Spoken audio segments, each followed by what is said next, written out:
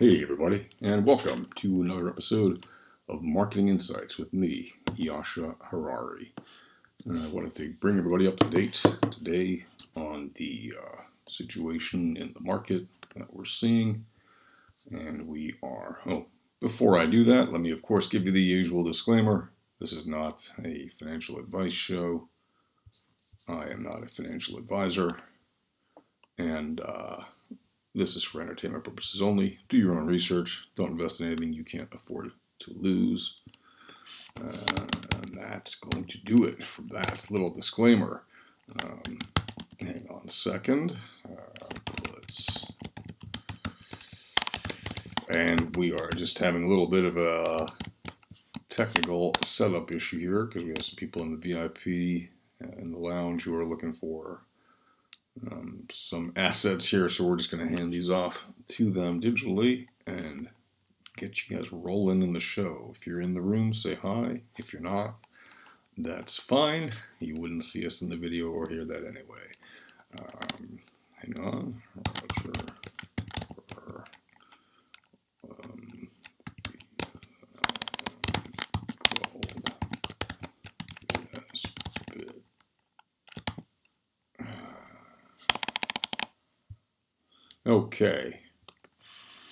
Okay, folks. Well, hopefully that's going to save. If not, we'll make sure that we save that in the comments later. And of course, as always, all of the comments, all of the articles we go through are listed in the description below, and you can see the links to the description below there. I just wanted to bring everyone's attention to the markets to start off, like I said. So let's just have a real quick look here and see what's going on.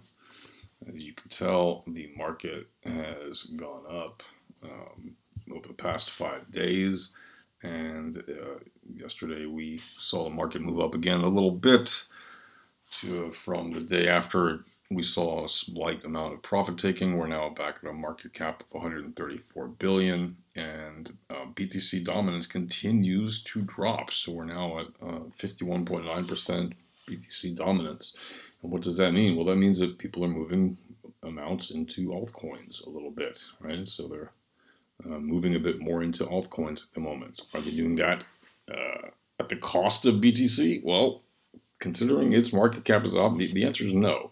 You can see there that BTC went up, as did the other altcoins, which basically goes to defy the theory that whenever Bitcoin goes up, altcoins go down and vice versa. You can always see that they're very, very interlinked there. When one goes up, the other does too. Sometimes there is a correlation effect, and obviously sometimes altcoins go up more, as they are going up more right now. But that's because it's a lot easier to move the needle when your cost per token is as low as it is, and you have higher trading volumes. If your cost per token or coin is 1,000 times or 10,000 times cheaper than Bitcoin, then obviously it's going to be easier to move the needle for those altcoins, right? So that's essentially, effectively, one marketing aspect of the coins that shows that the correlation is strong, that there is in fact a correlation that when one goes up, the others go up too, as opposed to an anti-correlation. And it lets marketers of these projects know, of course, that whatever impact they're going to have is going to be also impacted by the market itself, and whether you like it or not, you're going to be impacted by the price of Bitcoin when you're marketing cryptos. It doesn't matter if you're marketing any other coin, you're going to be impacted by the price of Bitcoin for now, usually, because the likelihood is your coin is impacted by that trading if you have a coin that has any significant amount of trading volume. You can see there the patterns are all very, very similar, right? Yes, there are variations. Of course there are. And some defy the odds, right? Like EthLyte chain is going against the trend. ODEM is going against the trend. Right? There are many coins that go against the trend, but overall, out of the 2,000 and something coins they have listed just on CoinMarketCap, the trends are very, very similar, right? And yeah, I know, again, there are exceptions to everything, but generally speaking, if you are marketing any crypto or blockchain project, be aware the value of your coin or token will probably be linked whether you like it or not, to the price of Bitcoin to some degree. There will be some correlation there. Okay, so we don't do TA here. So we do marketing analysis, and marketing analysis is very different from any kind of financial or technical analysis.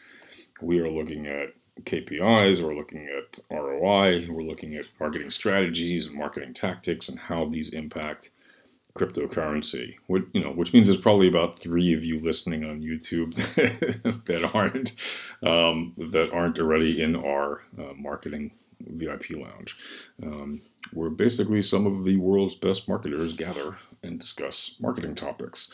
So if you are a top marketer and looking for access to a group of fellow-minded peers, you can always contact us, and when we have a seat available, we will let you know.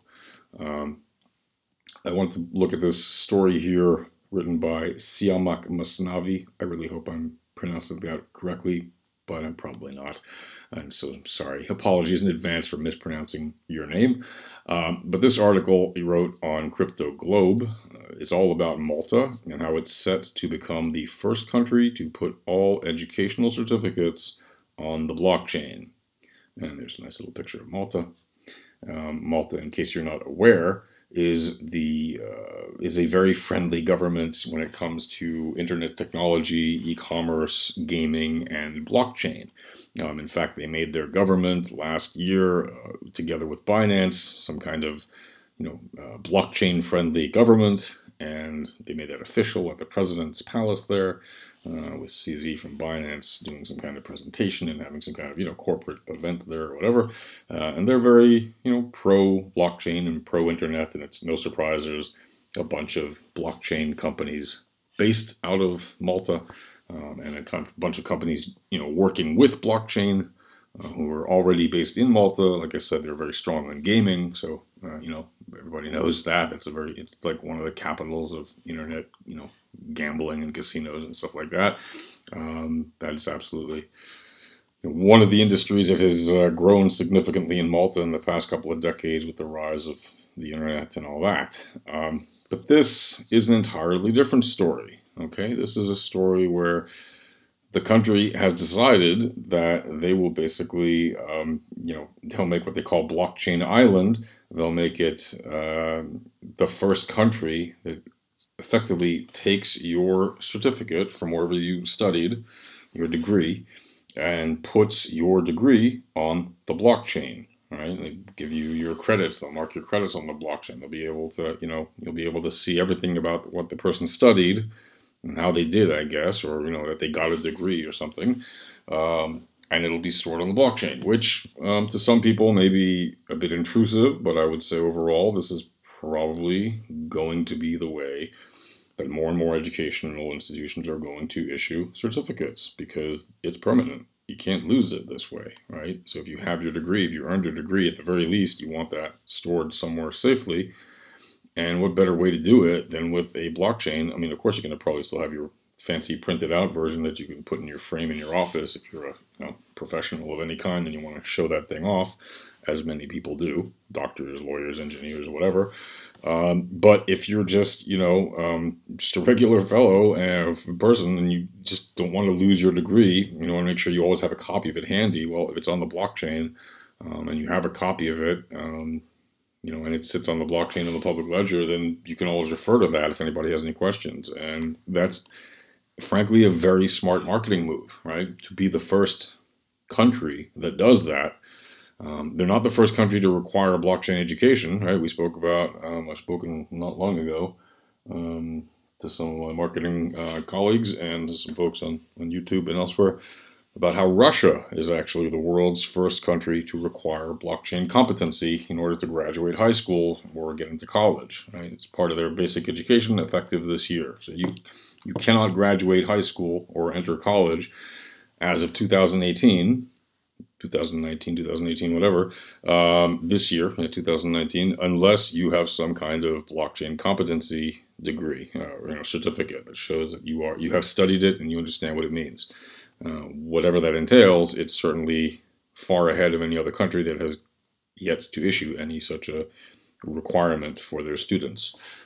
But Malta, at the very least, is using the blockchain, even if they're not requiring all of their students to learn it, although it is clearly a topic that is going to grow of interest to them once they figure out, wait a minute, where do we get our degrees? Oh, we get them on the blockchain? Okay. Now they need to look up something on the blockchain, right? So they have to go to ETHScan or whatever, scanner, Explorer, Bitcoin scanner or something like that. They'll need to look up something on the blockchain, and they will be at least introduced to the world that way. And you're going to have more and more students who are going to wonder, what is this blockchain that you're putting our certificate on? And they're going to look that up, and it is going to encourage a wider sense of adoption across Malta, even though it's a very, very small country. I mean, really, really small. It's a tiny little island. But there's still students there, and there's still people there who are learning stuff and going to schools and, living their life. So this is actually very smart marketing. So from Malta's point of view, if you can, make enough noise about the fact that you're the first country to put degrees on the blockchain, you may actually invite or attract other students from around the world to come and study at your university, right? You may actually get people to want to come and learn in Malta specifically so that they can be among the first students to have their degrees on the blockchain, which I know sounds like what to most people over 40 or 50. You could probably not care less, or even people over 30 are probably just like, this is, people at 30 to 35 may understand why this is great. But I'm willing to bet that most people over 40 or 50 are like, that seems kind of silly. And it does seem, I'll agree, it seems kind of silly and not necessary, but it isn't only because it's necessary that you would do it. And while it may seem silly now, it may actually prove to be extremely useful in the future, right? Imagine you are hunting for a new job, and you've traveled or moved around a bunch, and you just don't happen to have your certificate handy with you. And somebody, even though nobody's ever really asked to see a college certificate for a job I've ever had, but let's just say you happen to apply for a job and somebody says, where'd you go to college? And, you tell them whatever. And if they're really curious for some weird reason, they can actually look it up. Now, I would argue this is probably not really relevant to most people, as most people are not ever asked to show their college certificate. They just, you put on your resume and okay, that's where you went to school. If they really want, they can look it up. But there are obviously some cases where you are asked to supply a copy of your college certificate, right? There are some things that do require that, not just in the United States, but in many countries around the world where they ask just to see a copy of it. I know that in some countries, if you apply for, a certain kind of loan, or if you apply for even unemployment, or if you apply for social benefits or any kinds of financial assistance or job assistance, job training assistance programs, they'll often ask for a copy of your college certificate, or or your, if you have a master's degree or a doctorate degree, whatever degrees you have, they'll ask for a copy, just as a kind of cursory, we have a copy thing. And how convenient would it be to just say, well, sure, here it is, and just send them the transaction, a copy of the link where they can see it online, and it's there, on the blockchain. So I think that's a very, very positive step forward for not just education, but crypto marketing in general and blockchain marketing, because this shows that there's many, many purposes to blockchain marketing that are outside of just finance and trading, right? This is a purely academic utility, a tool for anybody who's bothered to go to school and get a degree, and they need to show that to anybody. Now they'll be able to do that if they attend school in Malta. So good for you, Malta. And yeah, okay, next story. Next story, and actually the final story for today, because it's Friday, and I want to get you guys out of here. I don't want to eat up all of your time on this precious short day, while I'm sure you're running around doing who knows what. Whatever it is you do on Friday, you marketing people, whatever you do. There's a story here on AMB Crypto. If you know AMB Crypto, it's a site that covers crypto. They have reported by this guy Akash Athawasia. Sorry, Akash, I'm sure I did not pronounce that right, but Akash Athawasia wrote an article for AMB Crypto that Roger Ver claims Bitcoin maximalists have got gold all wrong. And what's interesting about this story to me, I've said this actually a while ago, right, on this very video cast, I think we said on this channel. We compared, the problem with Bitcoin maximalists, and one of them is the fact that they, think of Bitcoin as digital gold and Litecoin as digital silver. And neither of those things are true at all. They have many of the properties of those things, but they are still just digital things, and they are not a physical metal. And I know that people who are not maximalist and people who are very reasonable will point out the fact that, yes, but gold is a metal that, that may have certain properties, but Bitcoin is better. It may be better, it's still different. And things that are different matter. Right? It matters that you can make circuits with gold. It matters that you can do gold foil on statues with gold. It matters that you can do gold fillings in teeth with gold. It matters that you can do any number of things that you can do with gold. Even if you think it could be done better in different ways, it still matters that they can be done with gold. And those are some of the reasons gold has some of the value that it has.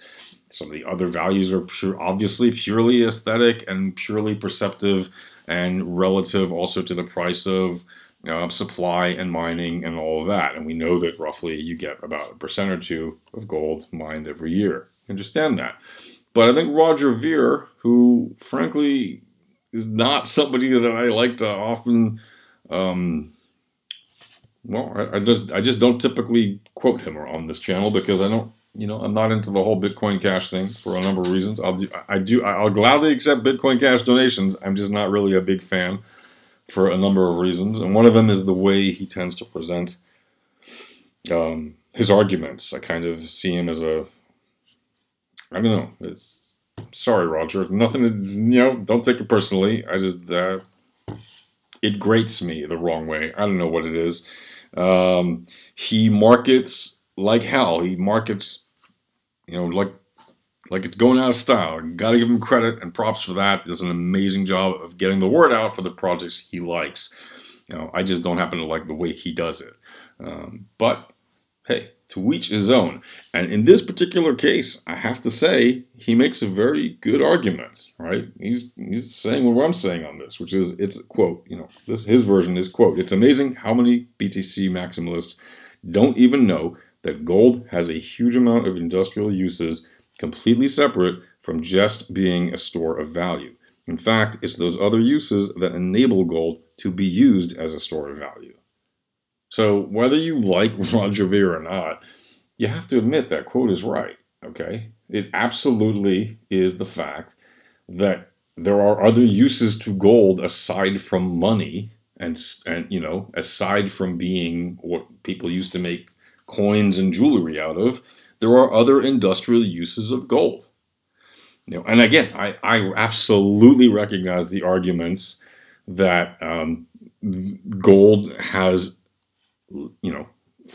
certain very limited industrial uses, but those are massive industrial uses, as limited as they are, right? Making circuits for boards and computers is not a small thing. That is massive. It is a massive industry. And if it were not for gold, it would be much harder to make those circuit boards. If, the argument that if gold were as plentiful as sand, it would be nearly worthless, but that it's not worthless because it's not plentiful, and that it was described by Satoshi, how Bitcoin mimics and improves properties of gold. I understand that argument, and I agree with it, but it is also wrong to say that Bitcoin is gold, because it is physically not, it is just not a physical thing, and gold is a physical metal. Same thing for Litecoin and silver. And there are many other reasons Litecoin shouldn't call itself silver to Bitcoin's gold. As happy as they are to be submissive, which is weird, there are many reasons they shouldn't do that. But they do. And I love Litecoin and Bitcoin, don't get me wrong. I think they're great cryptocurrencies. And I think that, Bitcoin stands out from the pack because it is really decentralized and does not have a living figurehead who is active and speaks and who people know exactly who it is, right? We don't know who Satoshi is, right? We just know the name. It could be anything. It could be anyone. Could be the AI bot from the future, but, you know, probably not. Yes, in the lounge, I see you guys, and yes. No, Bitcoin was not invented by an AI bot from the future. Okay, that's just a joke. People say it. It's just a joke. If you believe it, good for you. I hope you find a way to prove it. I know you're having a laugh there. But okay, back to this article. Okay, people make the case, right, that they don't believe that Bitcoin is very different from gold because they don't see the industrial uses for gold to be any different than, or any more significant than the industrial uses for Bitcoin, right? In fact, there's a quote here. It says, quote, "It's amazing that Roger doesn't," this is from J. Ratcliffe 63367, okay? He puts forward this argument that says, quote, "It's amazing that Roger doesn't see the industrial uses for Bitcoin. The last time I tried to send an ounce of gold across the planet over the internet, it didn't work for me. Bitcoin does." Okay, you're just proving why gold isn't Bitcoin. You can't send an ounce of gold over the internet, but you know what you can do? And this has been going on for years. Over the counter, you can buy gold or any other precious thing in one place and have them give the equivalent. Like you could say, okay, here's $1,000. I want $1,000 worth of gold, or $10,000. I want $10,000 worth of gold, right? And I want you to deliver it to my contact halfway across the world at your other office, right? And people do that all the time. They do relay transactions all the time with diamonds, with gold, with, you know, rubies, all kinds of precious metals and stones. Gemstones. So you can, because that whole business, by the way, is built on trust, right? That entire business of dealing gems and coins and all that, and gold and silver, that business is built on trust. The exact opposite of cryptocurrency. Another difference of gold and Bitcoin, and of all cryptocurrencies and gold and silver and gems. That business is built on trust. If you don't have a good reputation, you're not getting far in that business, right? If you do something wrong, word goes out extremely quickly, you're out, and there is no getting back in, okay? And they're pretty strict and harsh about what they do to people who break their trust in that particular industry. It is not like Bitcoin in any sense with that particular thing. So, again, the whole industry, the whole concept of bashing Roger Ver for saying that Bitcoin is not gold, and then their argument against him is that Bitcoin is not gold. So everyone's agreeing here. But they want to argue with Roger Ver because his personality irks them. And I think that is bad for crypto. As much as I don't like the way he can present things sometimes, I think Mr. Ver does a tremendous job compared to most people who do nothing in terms of getting up off his butt, standing at the podium, and making the case for why more people should be using cryptocurrencies. Of course he's going to promote the ones that he has an interest in, like Bitcoin Cash or whatever. Obviously, who doesn't do that? It would be unnatural not to promote a thing you're in. Some people, okay, who think that they're Mother Teresa or something, don't like to talk about the projects that they're involved in or whatever. But he's a straight up honest entrepreneur in that sense and says, I'm promoting Bitcoin Cash, so of course I'm going to talk about Bitcoin Cash. Like, I get that. I have no problem with that. And the fact that he's, you know, I just don't like the way he presents his case, even if I agree with a lot of what he says, in terms of like Bitcoin is, you know, and Bitcoin, you know, any cryptocurrency is good for freedom. Any cryptocurrency is necessary in places where people live in oppression, right? He does make that case very compellingly, and people just seem to want to bash on him because they don't like the way he presents it. Listen, I don't like the way he presents things. I don't think there's a reason to bash on anybody. And if anybody thinks that this argument that Bitcoin, you know, is not gold is another reason to jump on someone's case and say he doesn't know anything about it, it's like they're not reading what he's saying. They're just reading that he's saying something and attacking him. And for crypto marketing, civil war within the crypto community of this kind, or civil spats, it's useless. And if anything, all it does is going to damage the ecosystem more. But that's it. It's just negative naysaying and all this silliness, all this squabbling. You know, hey, if anything, if there's one good thing that might come out of this, if you manage to crash the prices further by having squabbling and showing how ridiculous you all are, then maybe, yeah, maybe you can cause an event and bottom out the market for sure, and everybody, all the weak hands among you who are, you know, squabbling and maybe getting tired of it, y'all can leave. Because the industry doesn't need a bunch of internal squabblers. We need people who are thinking and doing things to move the industry forward, especially when it comes to marketing. We're not seeing enough of that right now. Across so many different coins, there's just like a lack of life, a lack of activity. And it's frankly for shame. You know, we see it in this. We see exactly in this reaction. Like, the moment he said, you know, the Bitcoin doesn't have the same industrial uses or store of value as gold, people just started shooting off at him. Well, he's absolutely right. It doesn't have the same industrial uses or store of value. And nobody would be excited in Bitcoin if it did have the same industrial uses or store of value. Because then you would just say, well, why don't I just get gold?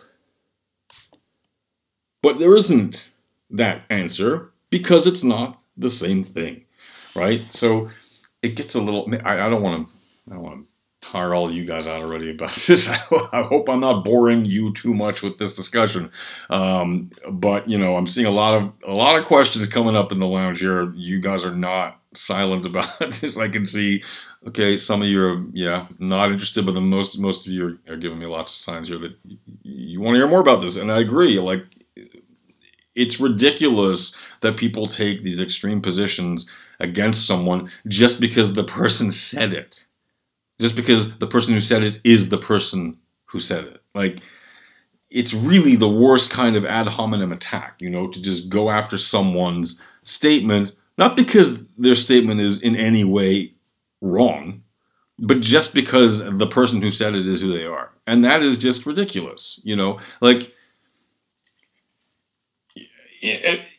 just think about it. When does it help? You know, yes, scandal can help sometimes in certain industry. Yes, bad news is better than no news. That's true. But there's been so much good news in the past 14 months when it comes to crypto, despite this ridiculous bear market, that if you would focus on the actual positive more than all this squabbling, right? If we would actually put forward the ideas that are helping the industry advance itself, you know, that would do a lot more good for all the marketing efforts those of us who are doing marketing are trying to get done.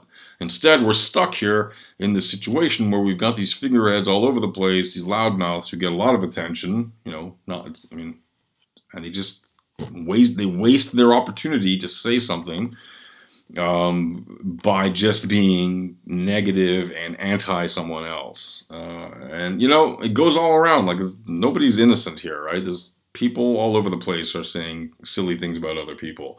He's certainly, you know, Roger Ver is certainly not innocent of not having said nasty things without a good reason about other people. That is absolutely fair.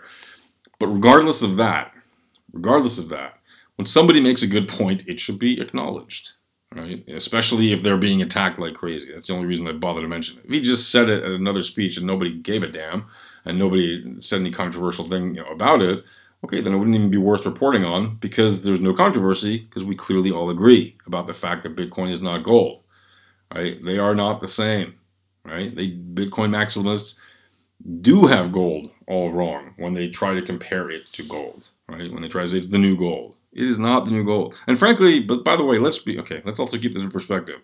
First of all, most people who are pushing crypto, one way or the other, I don't know most people, I don't see most people saying that it's the new gold. I hear people saying, yeah, they say it's the new gold, but nobody actually believes it is. When I speak to them, frankly, you know, it's a buzzword. It's a phrase. It's a bad phrase. It's a bad buzzword. It should go away because it doesn't help us get any closer to actual mass adoption. And that's really what we're all in this for, as far as marketers go. Like, if you're not in this, obviously to make money because you're a marketer, but if you're not in this as a marketer to push forward a product or service that you think is going to be useful to many people and change the way people interact and improve their quality of life and everything else, you know, then maybe it's not for you. Anyway, guys, that's going to do it for today. We've been on now just about a half hour, and I want to thank everybody again for joining, listening in, jumping into the VIP lounge and talking to us in the marketing rooms there on our marketing channels. Means everything to me. I'm so appreciative of that. You have no idea. It means everything to me. It's great. So thanks again, and by all means, leave comments, give us your questions. If you're on YouTube, you can also leave comments or share or like, stuff like that. Again, the YouTube aspect of all this is there for you guys. At this point, it's just a service to the VIP lounge member. But if anybody's actually listening just on YouTube, well then, hey, by all means, subscribe, hit the notification button so you get notifications the next time we release a video. And until then, folks, wherever you are, whatever you're doing, hope you're having an amazing time. Hope you're having great success with your marketing. And until we meet again, take care.